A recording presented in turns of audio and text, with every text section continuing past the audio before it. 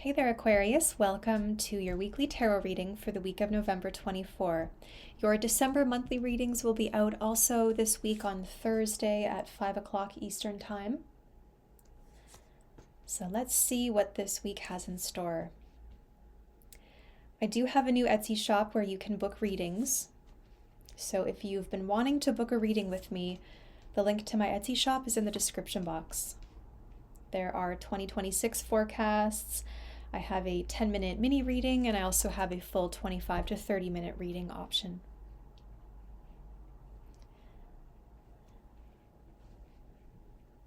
Okay, Aquarius, let's see what we've got. The Fool. You're going on a journey. The Eight of Pentacles. You are new ideas, new sword, new tool, carving, something new that you want to try. A new way of doing things, a refreshed workspace, maybe getting out into nature, being spontaneous. There's something you're feeling inspired, new ideas, a lot of fresh energy this week. The Six of Swords, beautiful. The Knight of Cups, okay. Sagittarius had these two cards as well. You could be dealing with the Sagittarius. And Strength.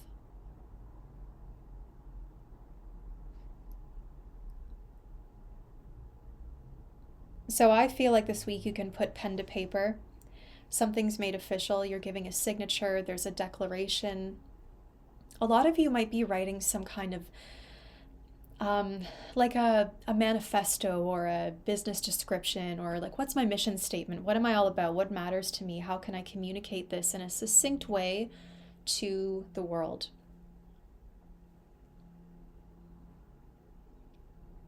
It seems to be a week of transition, a week of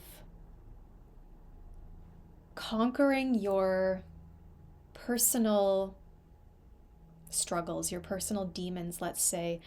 It's like you may be prone to distraction, or you may be prone to a little bit of chaos. Because you start off as the Fool, and then you've got this really good routine going with Eight of Pentacles. Everything's falling into place. You're mastering a skill. You're showing consistency. And because of that consistency, you're getting the first couple results. And it's starting to show that it's working. And you're realizing, hey, I'm really good at this. It's working. I'm in a good flow. Sometimes when we're in that moment and we realize that it's like, okay, things are maybe starting to work, we kind of get ahead of ourselves, and we maybe get a little distracted, or we try something else, or we get ahead of ourselves, and we can kind of ruin the established flow that we've already created. And so I feel like patience is a virtue for you this week. Patience is really going to help you. Strength, inner strength, right? Conquering that temptation to act impulsively, because you've got the Fool, and then diagonal it, you've got the Strength card. So we start with the Fool, we end with Strength. And what do we encounter in between that? Those are all the cards of the individual, right? Those archetypes in the tarot, all those cards are all about using your will and being socialized and learning about how things are done and recognizing your connection to something greater. And then we have the first boost of power, and then we encounter Strength. So I feel like all those messages are kind of in between. It's quite a journey. You level up really quickly, like you get from 0 to 7 or 8 really fast. And again, as a result, it's like we might be a little tempted to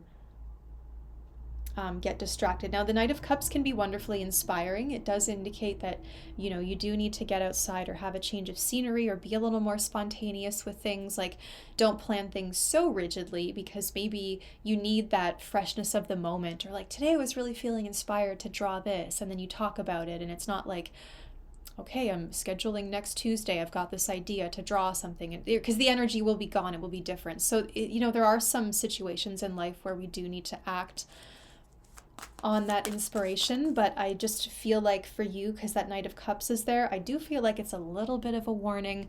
But aside from that, I do see also that there's a wonderful community that has your back, and there's people that want to show up for you. You could be showing up for them. It just feels like in those moments of need, there is help available. You're so supported. There's a transition too. I feel like a lot of you are just moving on. Let bygones be bygones. It's time for forgiveness. Let the water go under the bridge. Let's move on. You know, there could be a feeling of not accepting that maybe you can't get closure, or you can't quite say the thing you wanted to say. But it does feel like a week of stillness as well. We have reflection with grounding, so a lot of tree imagery.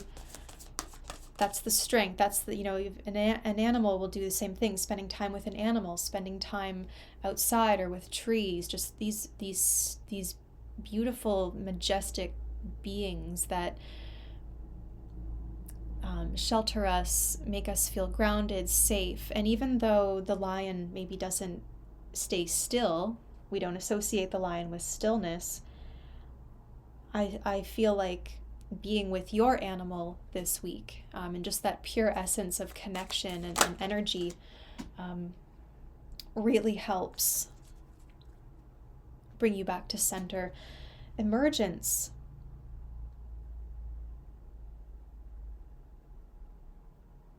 So in the reflection, as you look back on past things, or maybe at the solstice, you know, we're heading into winter, and it's that time of forced isolation, I guess. You know, we hibernate a little, we become kind of isolated, and we have to survive on the harvest to get us through.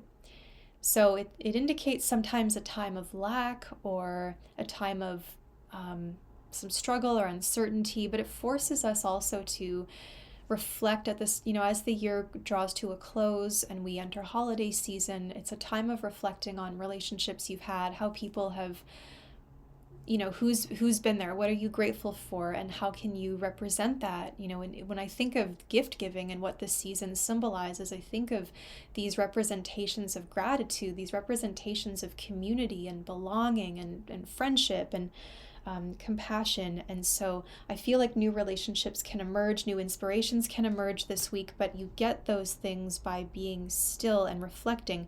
And I'm tasting lemon.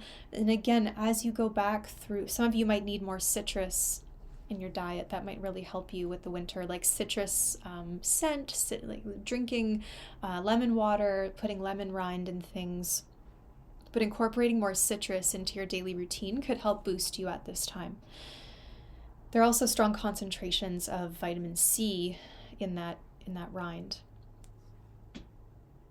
But yeah, getting still, getting close to the self, the inner self, and maybe doing some journaling, or just, you know, getting your new planner for 2026 and looking through it, and just those beautiful inner connections, those moments of quiet solitude. And I feel like that's where a lot of the inspiration comes, the emergence, the ideas, the feeling, the relationships. I see new relationships forming. You know, whatever, when you go into this hiding spot, let's say, you emerge reborn as something new, as someone transformed. Someone might be coming into the public eye after a long time.